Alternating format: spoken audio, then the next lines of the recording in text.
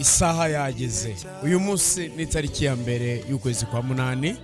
Umugambi w'Imana ku buzima bwawe. Zaburi 32 umurongo w'8 haravuga ngo nzakwigisha nkwereke inzira unyura. Nzakugira inama, ijisho ryanjye rizakomaho. Kwezi kwa munani Imana igiye kukwereka inzira unyura kugira ngo ugere kuri uramugisha. Kwezi kwa munani Imana igiye kukwereka uburyo ukoresha kugira ngo winjire ku rundi rwego rushya rw'ubuhamya. Kwezi kwa munani Imana igiye kuguhishura ubundi buryo bushya uzasengamo kugira ngo isengesho rye rihindure ibintu byinshi. Ukwezi kwa munani Imana igiye kukwereka uburyo uri buze kwinjira mu bitangaza n'ubuhamya bukomeye ku buzima bwawe. Ikitonderwa, ntuze kuba kure y'Imana kuko Imana igiye kuba hafi y'abantu bayikeneye kugira ngo igaragarize muri bo yuko ari Imana izirikana kandi ari Imana irindi ijambo yavuze ku buzima bw'abana bayo. Icyampa ngo iyi message uyakire umunezero kandi uyakire nk'aho ari wonyine yari igenewe, kuko Uwiteka avuganye n'ubuzima bwawe ngo ijisho rye rigiye kukugumaho.